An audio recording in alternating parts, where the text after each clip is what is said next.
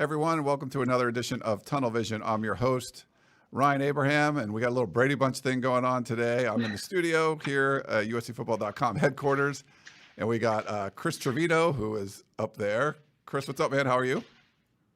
Good. I know maybe people are expecting me to be tatted right now in a tattoo parlor, but I made the announcement yesterday that due to health and safety protocols, we had to delay it for next Sunday.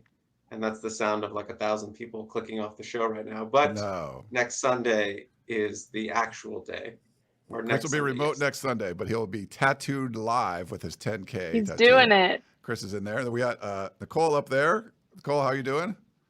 Good. Hello, everyone. Both What's those up? guys were at the Coliseum yesterday for USC spring game. And then over here, we got our buddy Shotgun Spratling back on the East Coast. What's up, Shotty?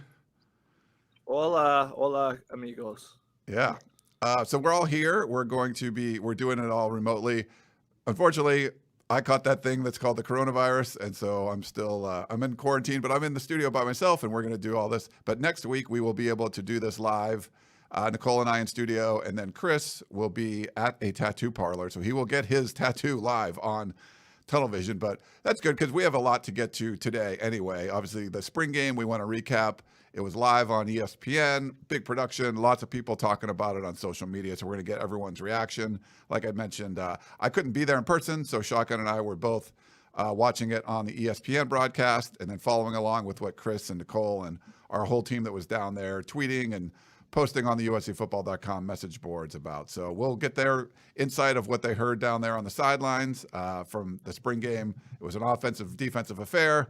The offense won, 34-30 or something like that. But we'll get into all that, some of the stars of the scrimmage. And really the first time we got to see these guys live outside of the beginnings of practice where you see the position drills and stretching, really seeing plays being run. It was first time for us and 34,000 plus fans that showed up at the Coliseum to watch it. So record crowds for a spring game. We also had some off the field news with a new pickup on the recruiting front, a new commitment for the class of 2023, and also a transfer portal addition. So there's going to be a bunch of transfer portal things happening. The deadline is May 1st to enter the transfer portal. Your name has to be in the transfer portal by May 1st to be eligible to play in the 2022 season. So over the next week, expect a whole bunch of names to be entering the portal. And then the weeks after that, people picking schools and committing to different places. So it's going to be crazy the next few weeks, what's going on with the transfer portal. Lincoln Riley already said he's going to add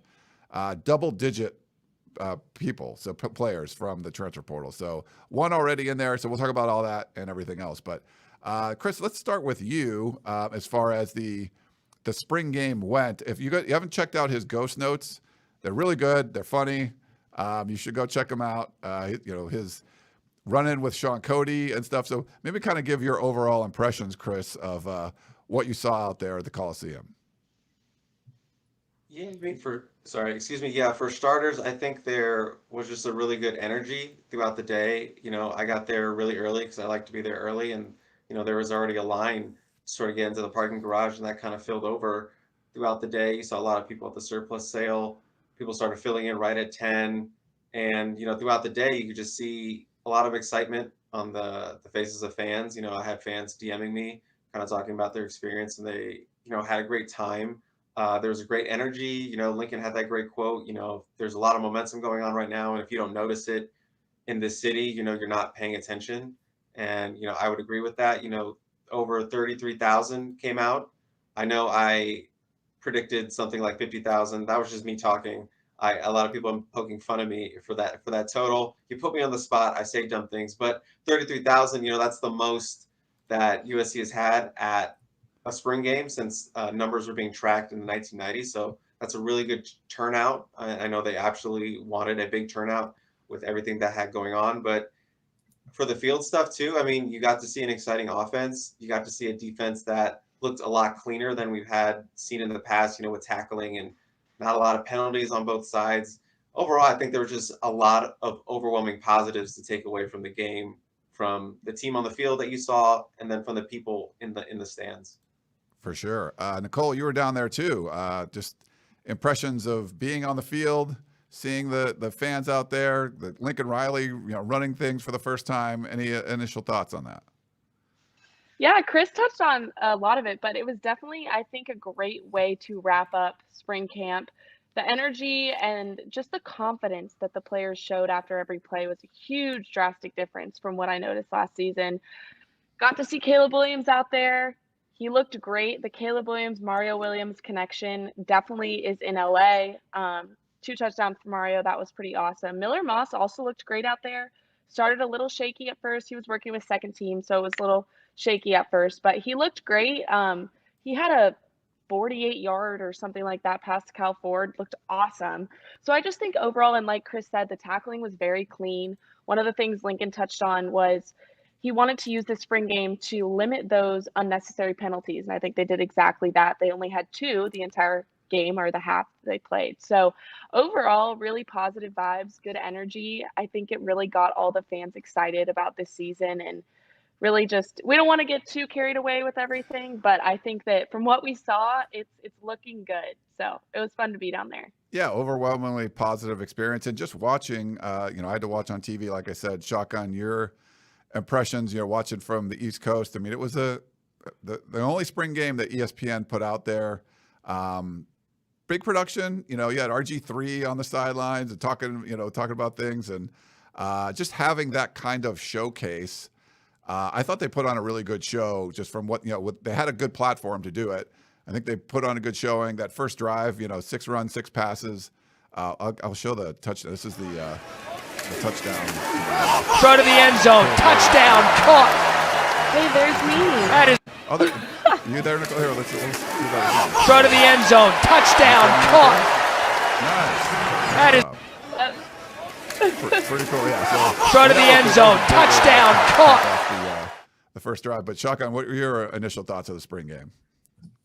The first thing is that the Caleb Williams is really good, and it's what we anticipated would be there. But it was kind of just seeing how far along did the offense look like it was, and I thought the most intriguing part is the offensive line and the fact that there weren't a ton of busts, there weren't the quarterbacks weren't running for their lives, which is what we saw last spring game.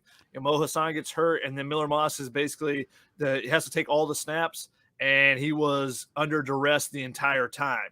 So it was completely different in that regard. And I think the fact that we saw all the different transfers, that was the big thing, is what are the transfers going to look like? What does Romello Height look like coming off the edge? What does Shane Lee look like going sideline to sideline?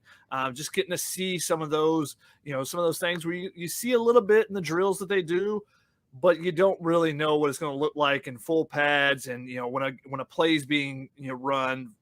So I think that was the most interesting thing. Travis Dye, I always try to call him his older brother. Travis Dye, looked really good. Austin Jones, the running game moved the ball pretty well. The few times that they used it, the passes to, Terrell Bynum, they're running the inside slot, the slot fade, some different things. Just a lot of positives around. And again, it's a spring game. It's a spring game. Let's hold off before we start crowning USC the Pac-12 champs or anything. And we start talking about how this passing game is going to be elite. Just remember how many cornerbacks and defensive backs were out for USC, and that's what you always take away from spring games. Remember how I think Victor Blackwell had like 100-something yards and 3 touchdowns in a spring game. What did he do the rest of his career at USC? So let's pump the brakes a little bit, but some positives, getting to see those new guys and see what they look like, in real game action. Yeah, I thought there was some positives just looking at those players. Like if you watch a Travis Dye or an Austin Jones, you're like, okay, if you look at Austin Jones' numbers last year for Stanford, they were pretty pedestrian, but Stanford's offense was terrible. And you watched him run. In this game, he had a touchdown there. I put a picture of that one earlier, but yeah, he had a touchdown run in there. But I liked the way, they ran the football, and I liked what I saw from Caleb Williams. I liked what I saw from Miller Moss, and I think just schematically, when you're looking at this offense overall, we weren't sure what but it felt very competent. And I think Chris, you might have put it in your ghost notes talking about there just was an air of confidence that Lincoln Riley's calling the offense and things were going to work. It was cool to see tackles and guards like pulling and running downhill and receivers blocking downfield. It just seemed like people were moving around with a purpose, and there was a plan. The plan was good, and then they were executing the plan, and you had some really good players like Caleb Williams throwing to Mario Williams. And so to me, it just the competency that we thought we felt on the spring practices, I felt the same way in the spring game. Any thoughts, Chris? I mean, Nicole touched on that, and we were after a touchdown. I believe it might have been the Austin Jones touchdown. I kind of turned to her and like, I want to talk about this on instant, but you can just see when they're out there, they're having fun. There's confidence there, and I spent the second half of the spring game on the offensive side. Started with the defensive sideline to start the game, but I was just looking at how people were moving out there, how they were interacting on the sideline. Everyone was just smiling, good times, lots of pats around the back. Everyone was really excited, especially after that Kyle Ford touchdown. Just a lot of energy, good energy. Shotgun, you saw it a bunch of times last year on the sideline. Just a lot of poor body language, a lot of bad energy, and obviously that had to do with them losing a lot. But this is a fresh start, and you got to see a lot of that good juju out there. And like Ryan said, when you're confident, you feel like you have a good plan in place. It just makes the world a difference out there. Yeah. What did it feel like for you? Oh, sorry. Was that you? I was going to say that it looked very similar to the Washington State game, where it felt like, hey, a fresh start. The things are going well for USC after, they score that touchdown late in the half, and, Kyle Ford gets that touchdown down the sideline. Seemed very similar there, where everyone's just excited. Hey, this is a fresh start. Things are going to go the right way. Now let's see what happens when you actually face a true opponent, which is what USC had to do after that Washington State game in Dante Williams' first game. And that changed a little bit. And then you saw the body language change. So, it's a positive to see them having fun and out there and enjoying themselves, and to see, Caleb Williams running down the sideline celebrating when Miller Moss connects with Kyle Ford, and seeing the defense, excited when a guy makes a big hit, and seeing those things. But let's not take too much out of it. I'm still going to pump the brakes on any big takeaways from the game. National championship, Shotgun. What are you talking about? Come on, pump the brakes. I'm sure there's some USC fans are out there like, if we just get this position in the portal and maybe this position, we can win this Pac-12 championship. We can be in the playoff. And let's just simmer down a little bit. Utah's still a big hurdle that USC will have to overcome before that happens. For sure. But I think fans you can be pretty confident that this is a team that can definitely win 8 or 9 games and maybe not win the Pac-12. Anything else stand out to you? Yeah, definitely Nicole, heading in the right direction, though. for sure. I think it's also I think it's also just a team that likes each other. Like, it seems like they like each other, which is important when you want to play together to win games. Something I noticed too is in the press conference after the game, some of the players were already up there, and Caleb Williams walked in and kind of hit everyone on the back and was like, "What's up, guys?" and hit every single person on the back that was sitting down there already. So it just shows you that, and Shotgun mentioned it, how he was celebrating when Miller Moss threw that touchdown. Yes, don't get ahead of yourself, but it shows you that if these guys are already so excited and celebrating plays when they're happening in a spring game, I'm excited to see how they react when they play well in an actual game. So it's just comforting knowing that these guys like each other, because if you don't like each other, you're not going to perform well. So it's good to see that camaraderie building, and Lincoln talks about culture, building that culture. And I think that's exactly what this team is doing. So yeah. Switching over to the defensive side of the ball, I know we weren't really sure what this front was going to look like. Shotgun already mentioned there was a bunch of guys that were out for this game, but we got to see some impressive plays. I think Shotgun and I talked about it on our podcast after the game with Corey Foreman. A guy like Leonard Williams mentions Corey Foreman by, not by name, but by number. That's pretty impressive. He was like, hey, number 0 looks like he's making plays. Now, they kind of got him on the broadcast because he put his hands on Caleb Williams there. But, I thought Shane Lee was very active, like Suvi Numora. I think he made a bunch of plays out there. Kalen Bullock had an interception called back. And we saw some cool plays from Latrell McCutcheon. I know he got burned on that one touchdown, but had a nice, hit that he got called for targeting and tossed out of the game in a spring game, which was pretty silly, like 2 penalties. But Chris, we'll get everyone's thoughts. We'll start with you, Chris, on anything on the defensive side of the ball you want to comment on. I mean, I mentioned it earlier, just kind of the tackling was sort of the big thing that stood out to me. Not saying that there weren't any missed tackles, because there was at least one, but it just looked so much better to what the product we saw last year with this defense.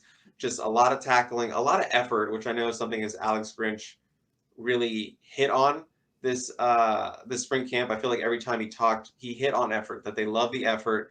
Even if you're making a mistake, they can't really coach up that effort, or it's much harder to coach up effort. So if you got guys going 110%, going the wrong direction, it's much easier to get them in the right direction than to build up that effort. So you saw a lot of that. 11 hats rallying around, the ball carrier. I feel like I sound like a cliche football coach talking right now, but you saw that. You saw guys rally around the ball. You saw tackling. You saw guys not afraid to hit. You saw a lot of hitting, with that Trell McCutcheon pop there. I think my other big takeaway from the defense was just, it seems like the secondary does need a little bit of work. The cornerbacks, didn't have a great spring outing, but I will say Mikaya Blackman, who, drew a lot of praise this camp for being one of the best defenders on the team, arguably the biggest playmaker for the defense. He was out. He had that foot injury that he suffered in the second to final week of camp, and it kept him out. And, a lot of fans wanted to see Mikaya Blackman. I think his presence would have helped settle down that secondary a lot more. You had the two young guys, Prophet Brown and Sierra Wright, taking the majority of those reps, but just really, really thin at that cornerback position, and depth all around kind of seems a little bit thin with that defense. Damani Jackson was out. Josh Jackson, who probably would have played a lot in this game, assuming he was healthy. Both those guys were out. So just some depth issues in the secondary. And obviously we're going to talk about it later, but they did bring in some depth help out of the portal today. But yeah, those were kind of the things that stood out to me. Shadi? I think the biggest thing, and the thing that I'm most excited about out of the entire spring game, was seeing Solomon Tuliaupupu out there. Just knowing what he's been through, knowing how long it's been since he's been on the field, to see him go through an entirety of spring camp. And, we had a rule, especially on the Family Feud podcast, is that we were not going to talk about Solomon Tuliaupupu until he practiced for a full week. Well, he made it through the whole camp, and he played in the game and had I think he had a tackle for loss. So it was great to see him back out there. There was a couple other guys like Brandon Peely, and Adonis Ote, even Corey Foreman, who, missed the first half of camp. Seeing those guys back out there that have been injured in the past, and being able to get back out there, I think that's a big positive. And we'll see where this roster goes from here. I think the other thing that stood out to me on defense is number 53. He was all over the field. That'd be Shane Lee, the middle linebacker from Alabama. He's going to have a big impact on this defense because he was just everywhere, and he's going to be a leader in the middle of that defense for them as well. Yeah. How about you, Nicole? Anything you see on the defensive side down there on the sidelines? Yeah, I totally agree. Shane Lee really stood out to me as a player out there. I also think Romello Height, he had a great game. Nick Figueroa showed up. They sacked, in quotes. Romello had a sack. Figueroa had a sack. I just think when I've been to practice, Alex Grinch and Dante really bring that energy with those guys. They're screaming at them, yelling at them. And I think it showed in the spring game, just kind of how these guys are giving it their all constantly. And it's comforting seeing that these guys are playing that hard in a spring game like this. So I think there's a lot of energy on that line. I do agree with Chris, though, that there is some depth issue there. But it is comforting knowing that there are some guys coming in to help fix that. So overall, I'm excited to see Shane Lee's performance, though, throughout the season, because I think he's going to be a key role in this defense. Yeah, no, he's definitely up there. Raylan Goforth, I think he's probably the other inside linebacker right now, it looks like. But a bunch of guys were out there making plays, which was great. There were a bunch of receivers that weren't out there too, right? C.J. Williams, Gary Bryant Jr., Michael Jackson III. So those guys weren't out there. But we saw the tight ends get involved a little bit more. And Kyron Ware-Hudson, he made a whole bunch of plays. I know Chris or Shotgun, you guys were talking about that on Twitter or something. I don't forget who mentioned it, but yeah, he had a big game. Yeah, well, I guess he had one carry on that reverse, right? And then he had 4 catches for 36 yards, including a 24-yarder.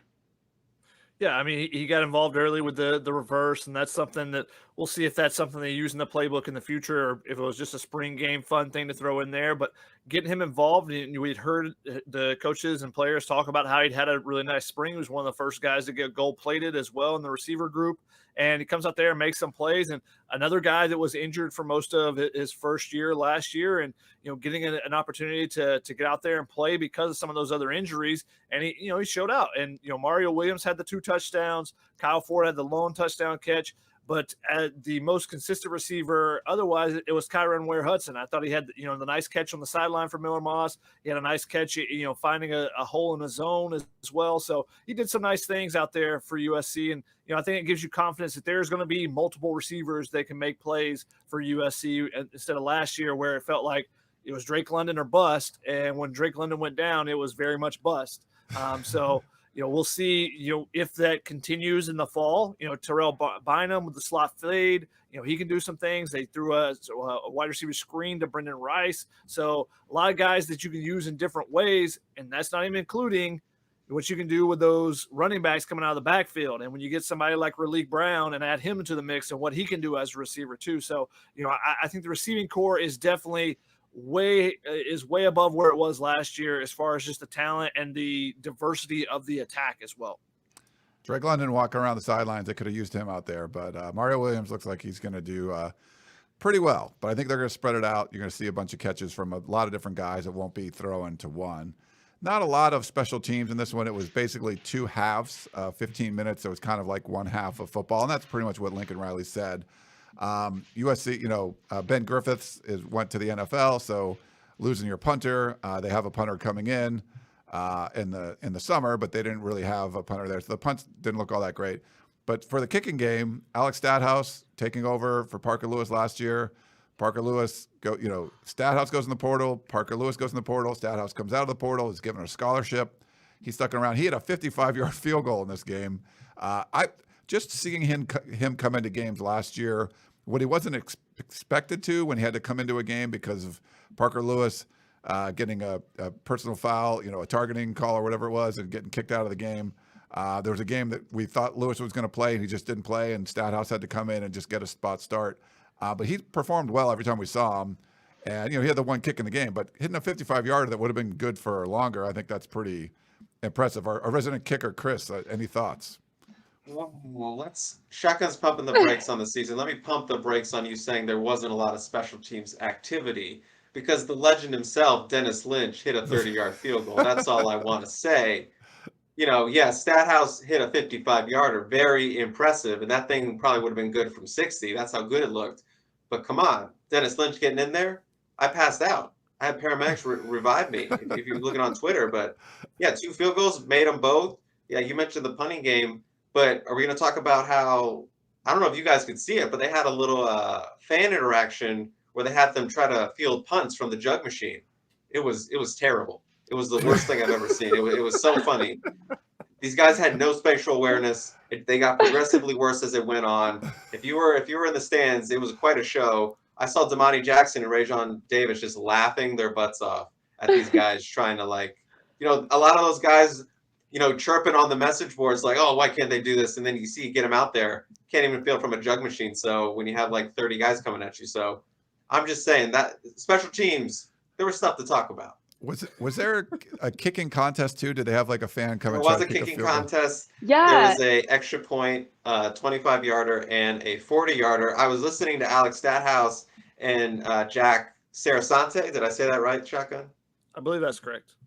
They were they had it up on the screen, and this was at 10 o'clock when no one was there. And they were like, they're gonna have a kicking contest, and they were like, that's gonna be fun. But then they saw there was a 40-yarder, and Stadhouse was like, there's no way some bum off the streets is gonna be able to kick a 40-yarder. He didn't say bum, I said bum. That was me paraphrasing, but no way some rando is gonna be able to drill a 40-yarder. I don't even remember when that happened or in the game. I don't know what the results were. I was probably filming or taking. Yeah, he did well. He did well, Okay. and then that 40-yarder, it was like he was looking really good. Everyone thought he was going to get it, and then it was just a bust. But Did he hit the extra point? Yes. Oh, No, wow. he was actually I don't know why he was good. Like, he was low-key He was a good, and ringer. then He was a yeah. ringer. Well, you see people do those sometimes, and it's like the ball doesn't get off the ground; it goes like 4 feet, Exactly. or people slip when they're trying to kick it.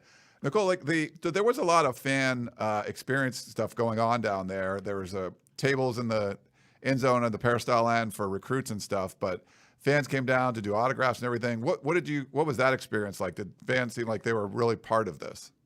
Yeah, I thought, they did a great job about really making this spring game an event. I mean, even from the beginning, they had food trucks everywhere. There was this Nike surplus USC sale where, I mean, I bought 2 shirts for 25 bucks. Like, it was blocked with people.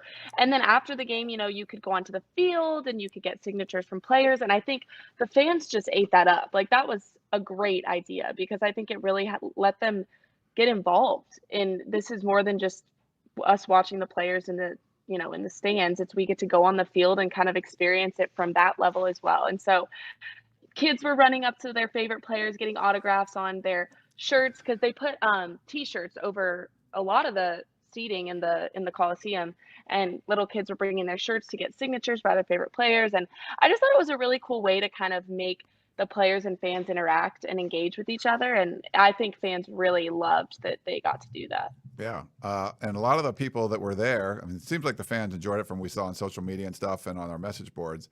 But there was a lot of recruits there. We don't have to go through every name and stuff, but Chris, Shotgun, you want to, I'll put you guys up, mention a couple of guys or anyone, some of the big names you guys saw. Shaq, I defer to you. I mean, Chris was there, so he gets to see them. But the nugget that stood out the most was Deuce Robinson rocking the Shaq jersey, and that was a Lakers Shaq jersey, I assume. When Chris said that, he didn't specify, but I assume since he was in LA. But that's the big one. He's obviously, one of the top tight ends in the country. He's also a really good baseball player, so that would help out the baseball team if that was the case, if he were to come to USC as well. A lot of local kids, a lot of modern day kids and stuff like that. I think the fact that you get someone like Deuce Robinson coming in, but also what I found interesting is because it was a nationally televised game, you have recruits from all over the country that are watching at home. There were a ton of spring games that took place yesterday around the country. So when you see someone like Brandon Ennis, 5-star receiver in Florida, tweeting about USC and about his guys, I think is the way he phrased it, that kind of pops out and stands out because it was the one game that ESPN was going to televise live. They had a bunch on ESPN Plus as well yesterday, but that one game this spring that they were televising live. So, to see the recruits kind of interact with the fact that they were able to watch it at home, it's just something as well. Yeah. I apologize. My lighting just fell, and Shotgun did not miss a beat. That's why he's a professional. He was like, I'm going to walk all over that. Didn't even phase him. So Shotgun, just hands off to you. But yeah, like you said, a lot of local guys there. Roderick Robinson was there. Quentin Joyner, the new Texas 2023 commit running back, he was there. The new 2023 Texas running back commit, Amarion Peterson, he was there. DeAndre Carter, the modern day 4-star offensive lineman in the 2024 class, he was there. And yes, Deuce was rocking that super cool Shaq LA Lakers jersey. It would have been kind of funny if he showed up with a Shaq Phoenix Suns jersey, but no, he had to rep the LA brand here. And then they brought all the recruits onto the field with about 2 minutes left. They put them into the back of the end zone. And then when the game was over, they had them all go to the middle and kind of just interact with the team and the coaches at the 50-yard line, which I thought was cool. And yeah, I saw Zach Hansen, the tight ends coach. He was tied to the hip of that Mr. Deuce Robinson and his family. And Deuce obviously almost as tall as the 6'8" Zach Hansen. So that was one of the things that stood out to me. Just getting all the recruits on the field, letting them interact with the team and the coaches after the game. Yeah, Deuce Robinson is. I think Zach Hansen is the only coach in America that can not make him look huge. Make him look as huge as he already is. Deuce Robinson out there at 6'5", 6'6", I believe he is. So he was still shorter than Zach Hansen. But also some of the younger recruits And one of them picks up, an 8th grader picks up a offer from USC, and there's some big old boys that came with Big Dave and their collective that they have there, Big Dave Ungalele, and the group that he works with. So USC getting the local guys that are big bodies, that's super important because there's few and far between on the West Coast. But getting guys like DeAndre Carter there, and looking at players like I think it's Tum Tum is his nickname, the 8th grader that got the offer from USC yesterday. And he's a kid that's already got that size as well. So on the defensive side, so really good to see them going out and finding some of those big bodies locally and getting them there. Chris, you mentioned we'll put his picture up. Amarian Peterson. You want to give a quick rundown of who USC's latest commitment is? Yeah, a 3-star running back out of Wichita Falls, Texas. He joins Quentin Joyner as the 2 running backs in the class. That's right now all offensive players. He's a 3-star prospect. I believe he's the number 19 running back by our rankings, 24/7 Sports. He's listed at 6'1", 205 pounds. Looks like he also plays a little linebacker. Is a track guy, runs about a 23:14, 23:19, 200 times. So has some track speed, ran for about 1,800 yards as a junior last season, 31 touchdowns. So a really nice pickup. They're kind of similar in that regard. I think he's a little bit of a better pass catcher than Joyner, who doesn't have as many catches in his career as Peterson. But yeah, he committed this morning. Super low key about it. Put it on a Instagram page that is private, so it's a little bit harder to get it out there. It hasn't even tweeted about it, so kind of a low key commitment there. And Coach Kyle McDonald, he threw up 3 fight on emojis this morning, which kind of alerts us that hey, running backs are coming. I know we've talked about it probably on my podcast with Gerard, 2-star podcast. Got to plug it as always. We talked about the running back class for 2023. They need at least 2 running backs. Shotgun, I don't even remember the last time they had 2 running backs in the class. It's been a running joke for the last several cycles that they keep trying to get 2, only ever end up with really 1. So they might even take 3. I think that's a real possibility. Obviously Roderick Robinson, the big bully back out of San Diego. You'd want to keep a local kid like that home. He was at the game, as I mentioned. So, you could obviously see 3 running backs in this class. So not sure if they're done yet, but it's a really good start, obviously, because running back recruiting has been a struggle for them under the recent cycles. And quickly, I did want to throw out that there was a couple transfer portal targets that were at the game. Eric Gentry, the freshman All-American edge rusher from Arizona State, he was there, 6'6", legit. And then Casey Rogers, the big Nebraska defensive lineman, he took his official visit to USC this weekend, which is pretty fast because I believe he got offered on Thursday. So pretty quick moving there. He posted some photos. I think it looked like they did like a street shoot with him walking the baseball jersey. So pretty cool there. So yeah, those guys were on campus. And obviously, as you mentioned, it's going to be a fast and furious portal run here going the final, week until Sunday. Yeah, so spring games are ending. There were 6 spring games over the weekend just in the Pac-12 alone, so there's still a couple more left. UCLA still has another. They didn't really do a game, but they still have a few practices left. But their televised spring practice was over the weekend. They piled a whole bunch of them into one weekend here in the Pac-12. But like Chris mentioned, and I mentioned at the top of the show, the NCAA Transfer Portal deadline to be able to be eligible to play in the 2022 season is May 1st. So you have to have entered the portal by the beginning of May if you want to be able to play. You don't have to pick the school. I think I talked about that last week, a little confusing, but you don't have to pick your school. You just have to be in the portal. And so we're going to see a bunch of guys enter the portal and then start committing to places. Chris mentioned a couple of them, and there's, he wasn't there at the game, but his dad tweeted this out this morning. Bryson Shaw, the defensive back from Ohio State, who started 11 or 12 of the games last year. 12 games, yeah. Picked USC. So I'm, one of those things. Any information on Shaw? I haven't got a chance to look up his film yet. I was watching my Hawks get destroyed in the playoffs, so I didn't get a chance to look at some things before the show. But the fact that he started 12 games at Ohio State is a positive. So he has some experience in big time football. He was third on their team, I believe, was 59 tackles. So we'll see. We'll get a chance to break down some of the footage of Ohio State and look and see what kind of player USC is getting there. But a fact that you're getting a guy that has played somewhere else, has experience, and has made tackles and stuff is a positive sign, rather than someone who's a developmental player or someone that's not going to compete initially. And I think that's one of the things.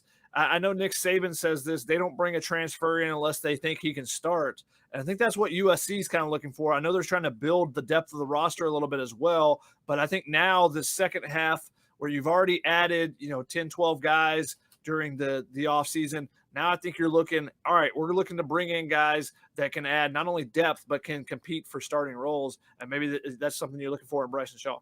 Yeah. All right. Well, I think that's all the newsy stuff that I wanted to get to.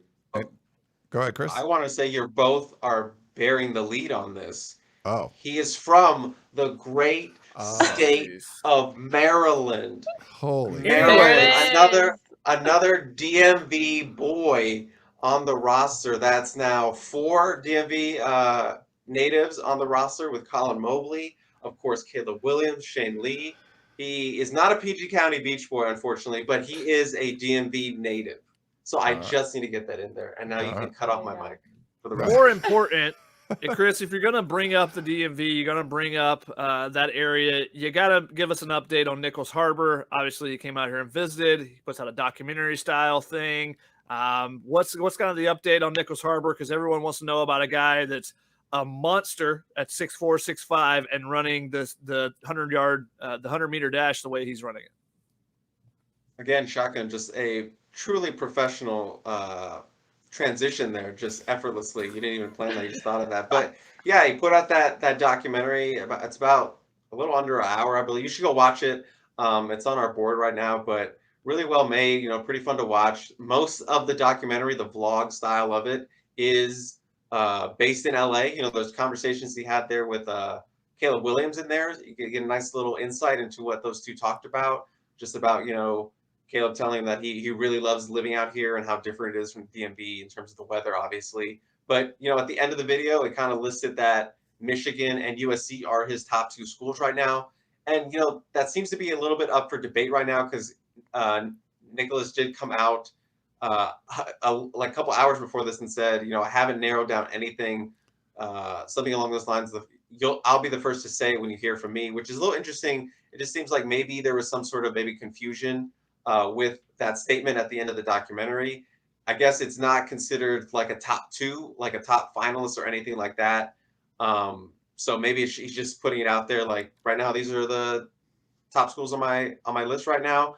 I guess it's not really an official top 2 in that regard. So I know LSU is still in the picture there per the documentary. So, but as we expected, USC did a good job of, selling itself and sort of getting moving up in his radar.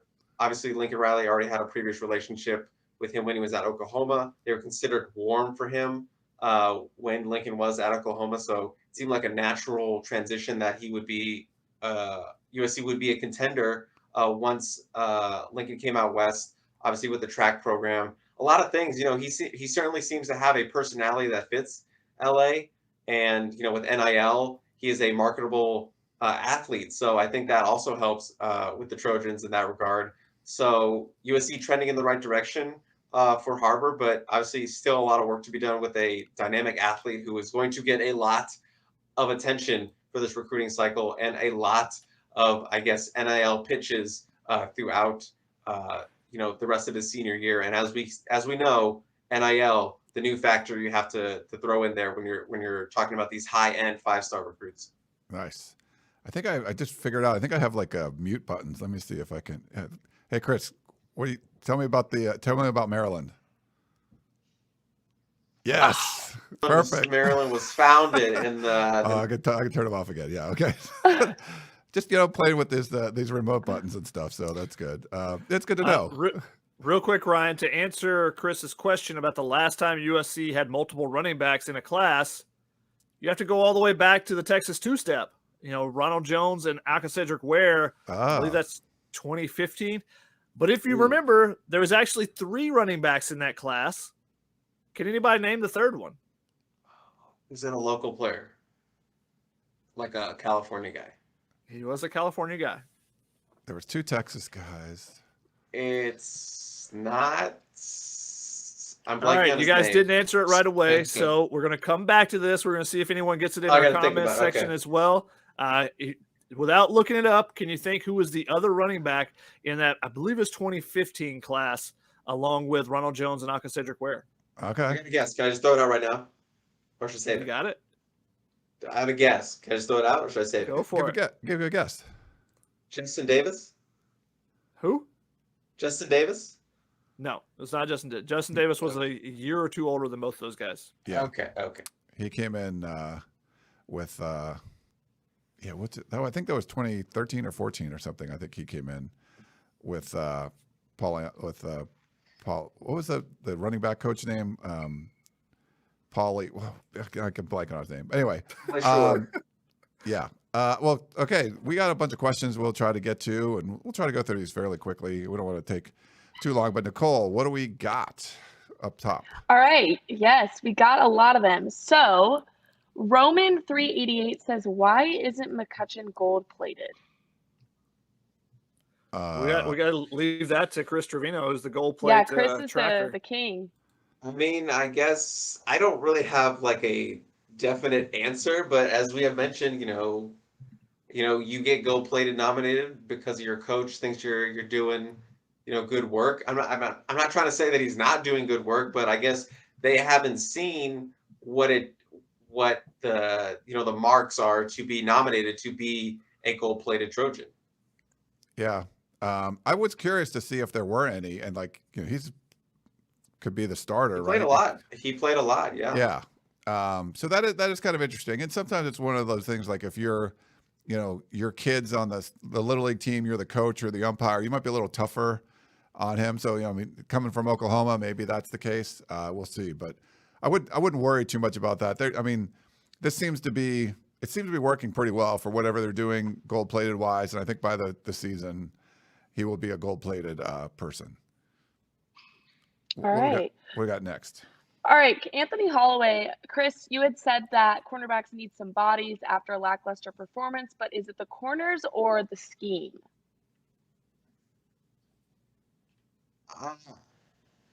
Interesting question. I don't think it's the scheme. I just think, those are 2 young players, and we haven't even gotten to see Mikaya Blackman truly play a game or any sort of like football situations other than, individual drills in practice. So like I said, I think Blackman playing would have done a lot of confidence building with that unit. It is a super young unit. You have to remember that. Latrell McCutcheon was brought in to be a cornerback, but he has since shifted to safety. So that left a big hole with that group.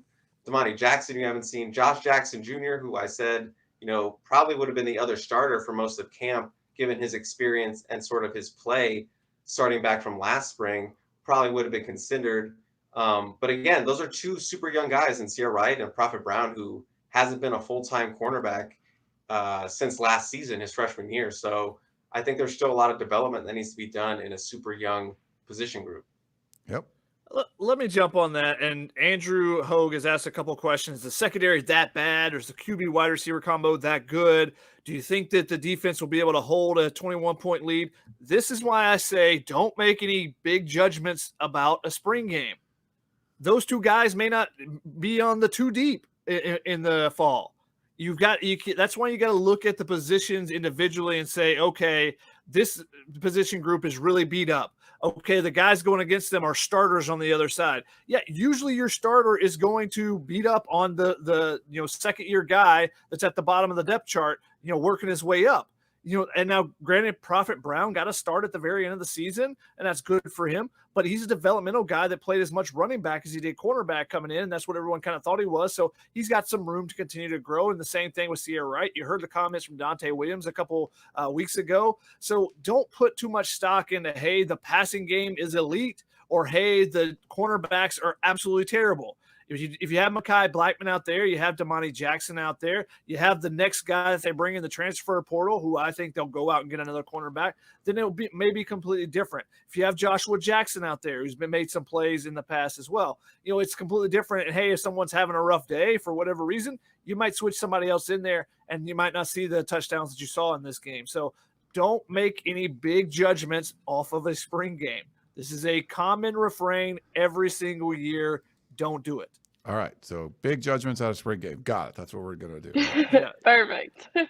Ryan, and then the next time they hire someone, Ryan, we'll make sure he has all USC ties, knows the fight song. Yes. That's exactly what you wanted, right? Yeah, exactly. That's what we should do.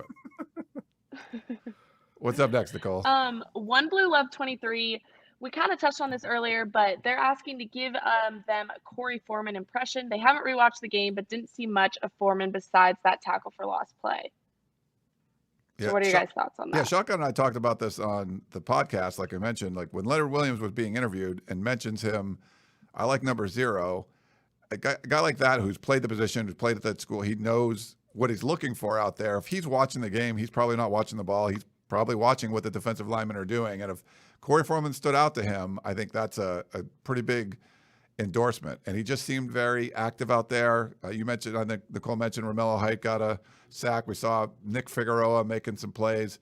I think it seemed like they were attacking. But the fact that he was out there and contributing after missing the first 5 or so practices of spring with that dislocated knee, I believe it was, everything we've heard from Sean Nua and just the coaches talking about his progress. I mean, there was one practice, I think it was Roy, like one of the coaches we talked to was like, all he did was talk about Corey Foreman like the entire interview. So, I think he's definitely making an impact, and you want a guy like that. He missed his senior year, didn't really do a whole lot last year, wasn't available all that much. So I think there was definitely some positives to take away from that. I don't know what you guys think, but yeah, we're watching the ball. We're trying to see what this offense looks like, trying to see what the linebackers look like. I didn't focus on the defensive line, I don't think, once in the game, and that's why I record it, to go back and be able to watch it and watch every different position 2 or 3 times. But Leonard Williams is going to be watching the defensive line. He wants to go, okay, who's wearing my number 94? Is anyone out there in my 94? That guy better be good. But then also he's like, okay, who's the next guy? They had Drake Jackson last year. Who's the next guy? And he's looking around and he was asked, what'd you think of the talent? And he goes, I like number 0. I don't know his name, but I like him. And that's a positive sign, because if you're getting Leonard Williams endorsement, and that's a hefty one that carries a lot of weight around the Coliseum. So I think that's a positive sign. The fact that he was dropping into coverage, he was out, outside on a screen pass, he was running down the play. The effort he was giving, I thought, was really good. Him showing up to make tackles at the end of a play, I think that's a positive sign as well, with the frustrations that there were with Corey Foreman and him not getting the playing time that he wanted last year. All right. What do we got next, Nicole? All right. Mark Watkins, we talked about culture earlier, but he's asking, do you think the new culture will hold up if/when adversity hits and they lose a game or 2 this season? Yeah, I think this coaching staff and this culture that they're building is built to go through adversity. I think any culture you do in college football has to be built that way. And Miller Moss has mentioned this several times, that they feel confident about this culture is because Lincoln Riley and the staff has brought over a culture playbook, if you will, that sort of has set them up and given them a blueprint of how to do things. And it's so much easier, especially when you're talking about, college kids. If you have a blueprint like that, it makes it much easier to follow, much easier to get involved, and it obviously gives them a little more confidence when they're following a blueprint that has proven success that Lincoln had with when he was at Oklahoma. All right. Yeah. All right. The culture is obviously a huge part of this. The confidence, the accountability, everything you've seen from what the players have said, the way they've acted, you can tell it's just the program's different right now than it was a year ago. Like, there's no question about it. The fact that you have your leader, Caleb Williams, has already stepped into that leadership role. the fact that he's the superstar, but he's also doing things for his teammates, things for people around the team. He's not coming in as an outsider and has all this talent. He's a prima donna or anything. He's very humble to everyone around him. Loves to have fun, but everyone gravitates towards him, and he's doing things for the rest of his teammates. And I think, given the beats out and everything like that, I think that's only, it's only a sign of progress for the leadership on this team. When last year, we knew that there were factions in the locker room and, a group over here and a group over here. And what Nicole said at the very beginning of the show, it seems like everyone is there for each other. All right. Kind of going off of that, guys, Sagar Patel asked, how would each of you grade overall effort on both sides of the ball for the spring game? I think that's a question for Chris and Nicole, since they were down there on the field. Yeah, what do you guys think? Are we talking like grades of 100? Are we talking letter grades? What are we talking? We can give a here? letter grade. Let's do a letter Chris, grade. just answer it in your own way. I Don't deflect. Okay, it's gonna be a 3-part answer using emojis. No, I think the effort for the defense is what stood out, just because we've seen that be an issue in the past. So using letter grades, I would give it an A. It's really hard to. It's not like you can really track effort like that in terms of like a numerical value or anything, but I thought it was an A. And then I would say A on both sides, even though it's more noticeable when you're talking about a defense. I would agree with that. I definitely think, like Chris said, defense, you see it more right away. I would give A's too, but not A's of like performance A's, more of the energy was there, but there can always be more. You know what I mean? So maybe an A-, because I feel like there can always be more. But I agree that defense, you see that right away with the effort. So that's what I would say. Shotgun, tell us why it's a D. Come on. Yeah, or an F. Did they fail? Yeah, give it. Brakes. Pump the brakes. Hey, you can be excited about effort. That's something where that shows through. And I think I think Chris made a good point. You don't necessarily notice effort and say, you point it out every time, but you notice when someone doesn't have effort. And that's not something that you saw at all yesterday. You didn't see any loafs. I don't know if on the sidelines you guys heard any coach yelling at a player for not getting over. I think, and one, it's a spring game and everyone's excited. It's a little different when it's game 7 of a season and you haven't had a bye week yet or something. That could be a little bit different. You got finals coming up or whatever it may be. But for the spring game, the energy was definitely there. That's what I could feel, the energy coming through the screen, watching it from a distance. I'm sure you guys could on the sideline. The energy, seemed around, not only on the field, but in the stands and stuff. The fact that you did have the largest crowd they've had, the fact that like Matt Liner saying, hey, we didn't get those crowds. Where was this at when we were around? I think the energy is definitely there and the excitement, and they have to build on it. That's definitely the case still. But I think that you didn't see guys, everyone wanted to go make a play. You see, Corey Foreman running from, backpedaling and being 12 yards deep and then flying up to try to make a tackle. Those type of things did stand out a little bit more, and you didn't see anybody just loafing around, not trying to make plays. Do you want to take like 5 minutes to talk about spring game attendance sizes? Do you just want to go on a little rant there? They here's a don't taste matter. on Twitter. Yeah. But comparing USC to what they've done in the past, I think that tells you the excitement level of the fans right now, and that they wanted to come out and see this. And I'm sure the pandemic had something to do with it as well. Just the opportunity to be out there on a beautiful day, comparing it to another school, whether it be another Pac-12 school, whether it be UCLA, and the fact that they didn't even have a true spring game, or comparing it to Oregon or Oklahoma or any other school is dumb. Yeah, it's different. I mean, Matt Liner talked about this when, they would get like 15,000 people maybe for those spring games. And Sean Cody mentioned it on the broadcast. They used to have like the In-N-Out food trucks. They used to call it the Trojan Huddle. It was just sort of like this kind of campy thing. They would have the same kind. They would sell some merchandise out there. In-N-Out trucks would be there. Everyone would get I think it was $10. You got like a coupon for In-N-Out burger. And it was just sort of like a thing you did. It wasn't like going to be a big deal. It's not going to be like Nebraska where you're going to fill the stadium for the spring game. But even when they were winning championships, they would get 10, 15,000 people to go to the spring game. The fact that they had over 30,000 people there, it was free, but still, I think that was a big deal. And it just shows that there was this. It's been 6 or 7 years of fans just not being excited about the program. There've been some exciting moments, but they weren't really excited with the direction it was going. And so, you don't compare the numbers, but just what has USC done in the past? They never get a whole bunch of people to go to a spring game. Like there was the Festival of Books, the LA Times Festival of Books was across the street that had like 75,000 people at it. There's always a zillion things going on in Los Angeles, but a lot of people came. And I think that's the takeaway you want to take out of this. Dan D asks, what Trojan leads the team out of the tunnel for the opener? Do you guys think? Ooh.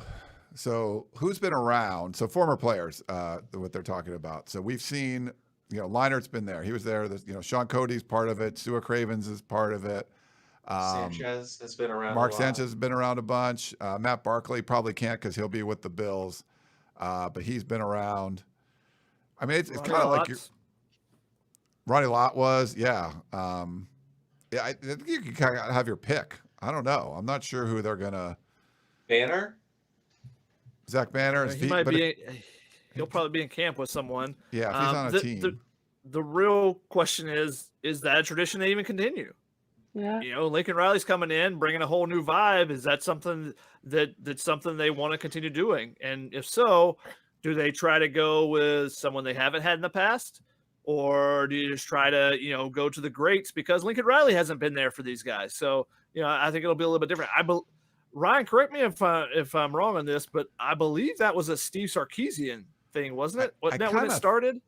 And he wanted to bring kind of the allure of the celebrities because it wasn't just former players. He brought out Will Ferrell and he had some other guys as well coming out, leading the Jock Peterson, I remember, came out and led him out of the tunnel. So it hasn't always been just players. Now, Jock Peterson was a former USC commit for baseball, and Will Ferrell did go to USC, so there's connections, but not necessarily former players and legends. The fact that the athletic department is really kind of embracing the whole entertainment aspect of it, there might be a celebrity factor to it.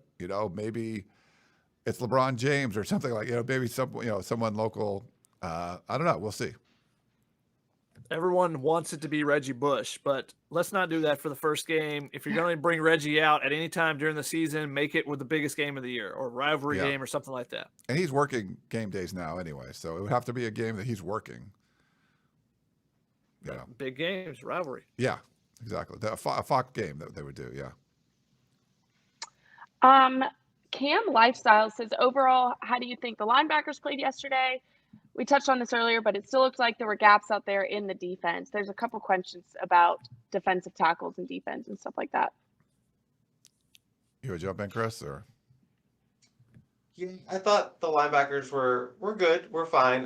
Nothing like that was just like blew me away or anything. And again, you're just kind of comparing it to what we saw last year, where the linebackers looked a little slow, just a touch too late at times. Couldn't wrap up, couldn't tackle, couldn't make the play. There were a couple plays made by the linebackers, but nothing, over the top. I think you were okay with just seeing them be, much more consistent than you saw last season. I think that's a big step forward. Brian Odom kind of mentioned in his introductory presser with the media that, they have a long way to go. And, just from what he inherited and kind of added with Shane Lee, I think they've done a really good job so far. Shane and Raylan are obviously those top guys right now. Raylan seems to have that he's come a long way. Seems like he's taking on a leadership role just kind of off the field. I watched him go up to all the defensive backs and kind of like dap them up and kind of say, we're playing a little stiff right now. Let's loosen up.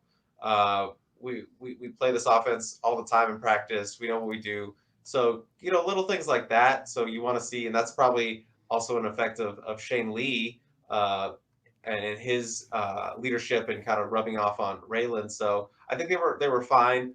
Still room to grow. Still a lot of more plays that can be made. But, when you're comparing it to last season, I thought they were, it was a good job. We're at the top of the hour. Since we're all remote and everything, we can kind of wrap this up pretty soon. But do we have a bunch more, Nicole? We can kind of go some rapid fire. Yeah, I was about to say, should we do some rapid fire? Sure, perfect. All right, rapid fire, guys. Rapid fire, got it? All right. Yeah, So, good luck with that, yeah. This is an interesting question. Andrew Hogue says, who will have a better statistical season when 2022-23 closes? JT Daniels, Jackson Dart, Keaton Slovis, or Caleb Williams? I think the easy answer is Caleb Williams because Yeah. he knows the offense while all those other guys are going into a new offense.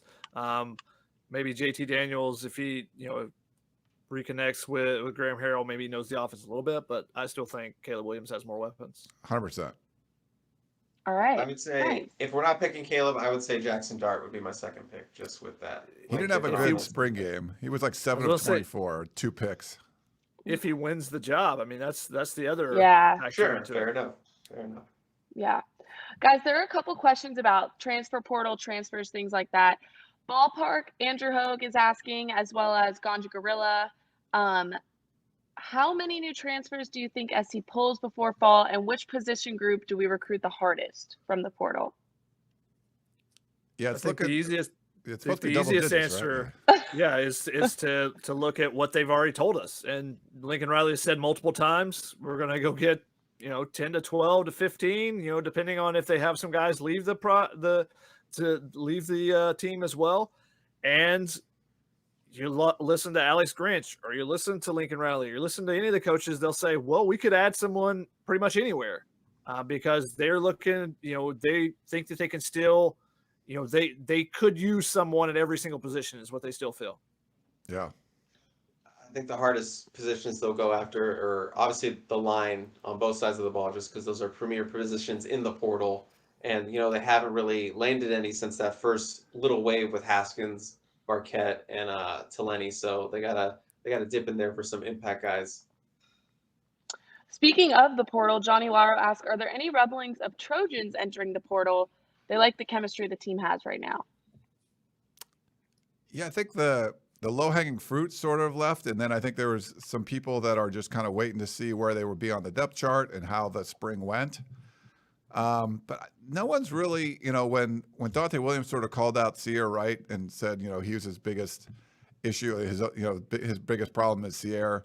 The fact that he got gold-plated and he came back and Dante Williams sort of backed off some of the things he said, that's a positive. Like things like that are what you wanted to watch for. But outside of that, I didn't see anyone that's just like, oh yeah, he's probably going to the portal. I don't know if you guys noticed anyone, but we'll see. There'll probably be a couple guys, but for the most part, I think they sort of did a lot of the weeding out already. I think there were still some guys that were on a trial period basically during the spring, and they'll look at all the tape and assess. And then Lincoln Riley, you could overhear him on the broadcast saying, we'll have our team meetings next week. So I think the coaching staff probably spent this week going over all the tape and saying, all right, do we need to tell some guys, we think you're not going to get any playing time here. Maybe it's best you look elsewhere. Yeah. John Goins asks, is USC still going to recruit Roderick Robinson? Yes. All right. Love that. That was awesome. The big running back from San Diego. Chris talked about him earlier. That you got 2 running backs coming already, but he's someone you could definitely bring. You still need a big boy. You still need a big boy. Yeah. All right. Back to offensive line, defensive line. Tyrese asked, how well did you guys think the offensive line did as opposed to the defensive line in the spring game? Shotgun, you touched on how that stood out to you earlier. What do you guys think? Yeah, I think the offensive line was in sync. Jalen McKenzie, the former USC offensive lineman, mentioned that as well. That they were as in sync as the boy band in sync. So I take that to be probably positive there until the breakup of NSYNC. We didn't see the offensive line breakup, but it was fun to see them and see how much they were moving. And by moving, I mean pulling, traps, different things like that. Seeing the very first play, you see Cortland Ford and Andrew Voorhees both pulling from the left side, leading the way with Justin Dedich getting to the second level as well. And you get I think it was a 12-yard run, something like that for Travis Dye. But it was fun to see those guys getting out in space and seeing what they could do. A little bit different, asking them to do something a little bit different, but we'll see how they continue to progress with it. And it was the first time we really got to see it in action. Yeah. They were hot on Saturday, maybe around 98 degrees. Anyone? No? I really didn't have anything to add. I just wanted to make that joke. So I didn't get muted, right? Everyone heard that? No, yeah, and it was weird though because Okay. a lot of those offensive linemen were veteran. They weren't like the new kids on the block or anything. So Oh, right. Yeah. Yeah, it was a big day for the O-line, more like O-Town, you know. I don't know any more boy Speaking bands. of Speaking of the O-line and D-line, Stephen Rarig asks, who from the second team O-line and D-line was most impressive? One-word I thought answers. I thought she was gonna keep it going with something, but no. No, Mason Murphy. I didn't have anything. Mason Murphy is my answer. No one had a Backstreet Boys I didn't. Oh, throw yeah, I in didn't think there. about that one. I thought Gino Quinones' block blowing up. I think it was one of the DBs blowing up one of the DBs. That was probably the biggest play that stood out. But then on the second team defensive line, Solomon Tuileala-Pupu again. Yeah. Awesome. Okay, Randy Segovia, for people who don't know, he's asking what happened to Gary Bryant. Yeah, that Tuesday Coliseum practice, we just saw him on the cart leaving practice. He was grabbing his calf area. You know, it seemed like a soft tissue injury, muscle injury, you know, those kind of things he's battled in the past. He was limping pretty hard that week. He came back the final week, looked like he was on, track to maybe play, but obviously did not get the green light to go ahead and get some action. Yeah. Okay, Honey Badger says, do y'all think Domani will play this year? Yes. Yeah, they all Boom. talked. I mean, just the fact that you could do individual drills. Chris put a video up. You can Yeah. watch some of that. He just brings some unique athleticism to the position, so I think he'll play. Speed. They need speed. He's got speed.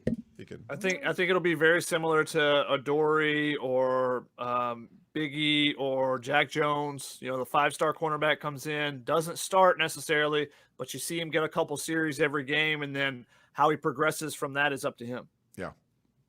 All right. Cam Lifestyle says, how do you guys feel John Jackson III is doing? She always thought he could ball. Will he get playing time this year? He balled. He got playing time on Saturday, and I think he will because they're going to play 8 to 10 guys, and that's all they have right now. So the fact that I know they have a couple guys out, but he'll catch some balls. I mean, he showed it out there. All right. I've Dan been D's a big- oh, sorry, Chris. I just want to say I've just been a big JJ 3 since like 2 years ago. I've always said, he needs to play more. He's a good route runner, dependable hands. He's not a burner. He's not the biggest, but he comes up with catches, and that's what you need at the position, obviously. So I do think he's going to play because we got involved on Saturday. That was good to see, and obviously, like you said, bigger rotation, a lot more guys coming in and out. So he's going to have opportunity. Dan D's asking, how did Rajon Davis do yesterday? I didn't really notice him. Did you guys? Yeah, I defer to Chris on this one if you notice anything because I didn't see him. He didn't pop on the broadcast version.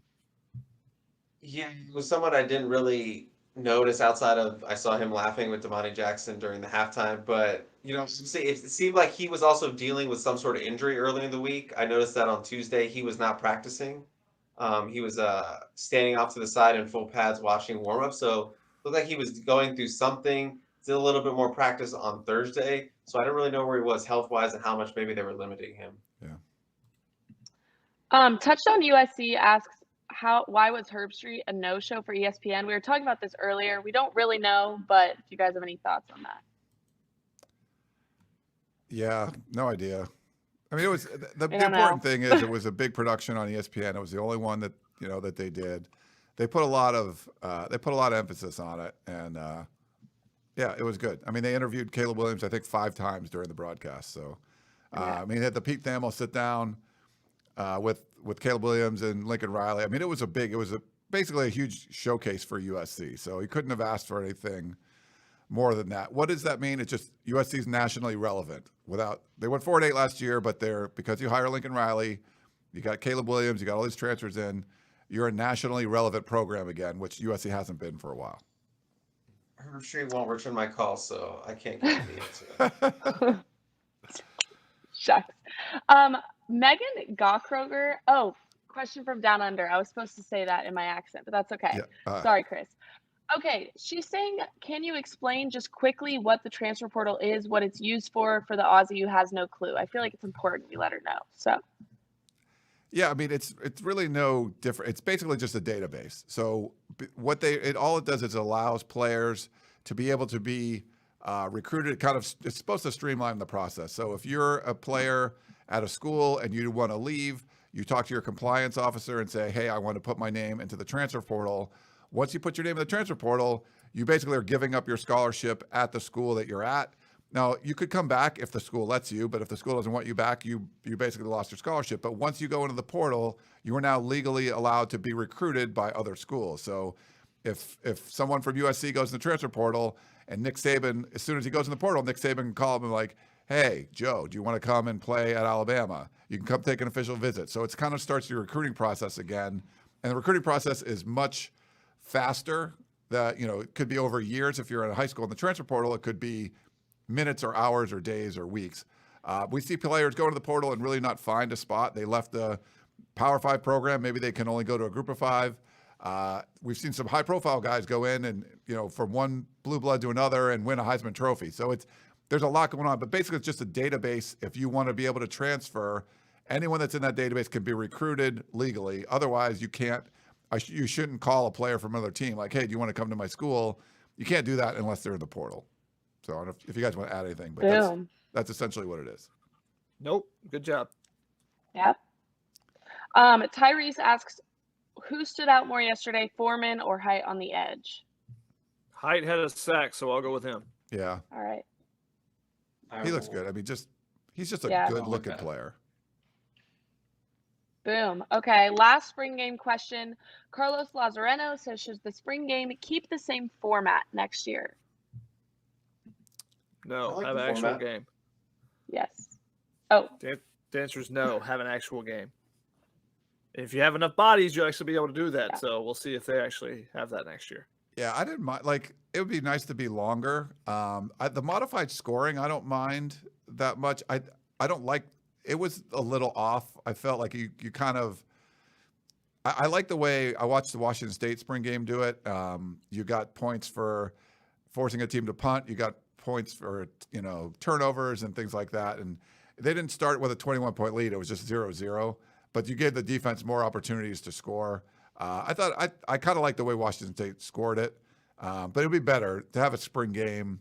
But you only had 2 scholarship quarterbacks. They didn't have a lot of bodies everywhere. So I'd like to see a real game. But that was, for not being like a real game, I like the way they set that one up. All right. Cool. Lamont Hart is, we have one last question. Okay. Sagar Patel says, what will be the cadence of Inside Troy YouTube shows between now and fall camp? Oh, that's a good question. So we are going to continue to do our tunnel vision shows. I don't know if we'll do every week, but we were doing them in the last off season as much as we can. And, people go on vacations and things like that. We'll do that. But we'll also try to do some individual shows where we get someone on video, maybe during the week as like a former player or coach or current players, things like that, where maybe it's more of a one-on-one thing, or 2 of us, or we'll try to mix them up and do some other shows.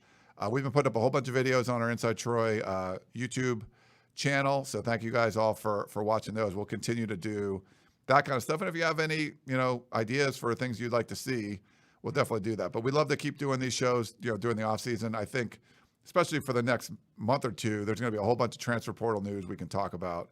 And then sort of kind of building up to that. So, yeah. So we definitely plan on keeping doing these. We'll, if you just like the podcast version, we'll do those too. Lots of podcasts throughout the off season, and have a lot of fun with that. So Chris has his own, the Composite 2-Star podcast. Shotgun does his own, where he does some interviews. The Heard It on the Sidelines. I do one with Harvey Hyde. We're going to do one of those tomorrow. Chris and I will do one. So we'll keep doing the podcast. We'll get Nicole maybe involved in some podcasts if she likes doing that kind of stuff. We haven't had you on one yet, have you, or no? No, I'm down. All I love a good podcast. So lots of shows, lots of multimedia stuff, all of it on uscfootball.com. If you're not a subscriber, just go over there and sign up for $1. It's cheap. Come on, just do it. It's the best stuff. So easy to do, and it's a great community over there at the Peristyle. You can talk throughout the off season with all your USC fans. arguing about who should be this and that, all that stuff. It's a lot of fun. So keeps you going throughout the season. You'll be up to speed on what's going on with USC football. Is that the last one? There's one about basketball, Shotgun. I don't know if you want to touch on that or not. Sure, I can grab it real quick. To finish it up? All right. Yeah, Big T asked if we land a top point guard via transfer and Drew Peterson returns, can basketball be better next season? Trey White's a monster and the front court is reloaded. Also, how about the Trojans in the NBA playoffs? And congratulations to Jordan McLaughlin showing out last night, getting 16 points off the bench for the Timberwolves to help them get a win. DeMar DeRozan going off for, I think, a 40-point game a couple days ago as well. So good shout out to them as well for playing well. But yes, to answer the question, they could be even better this year, even without Isaiah Mobley. If they get that top point guard, the two young guys coming in, that'll be the question of how far this team could go. But a point guard could be a game changer for them. And to answer, you guys have one final chance. Can you name the third running back from that 2015 class, along with Ronald Jones and Aka Cedric Ware? I'm ready. I'm ready for the answer. You said it was a local guy, right? Was a local guy from Dominic Bishop Davis? Alemany High School. Dominic Davis, which Carlos. I just said Carlos, that. You just said that. I agreed with you. I let you have it. Okay. I thought I got muted just again. talk over. I thought I got muted again. I could do that. And Carlos Carlos brought it back up here in the thread because Carlos was the one that got it correct the first time. So congratulations to him. It was Dominic Davis, who was a running back and then a cornerback and then a running back and then back and forth all the time. And they never gave him a chance to return kicks as much as they probably should have. Nice. All right. His brother, Roderick Pleasant. We'll see exactly. His brother, Roderick Pleasant, is one of USC's top cornerback prospects in the 2023 class as well. Nice. Well, here, I'll show you guys the studio. It's all by myself, just me. Everyone else, pretty much view. That's all of us. As far as the show, hope you guys enjoyed all of that. We got Chris, we got Nicole, we got Shotgun, and we got me. We'll be back next week. I think all of us will be back. Probably Nicole and I in studio, Shotgun remote, and then Chris remote.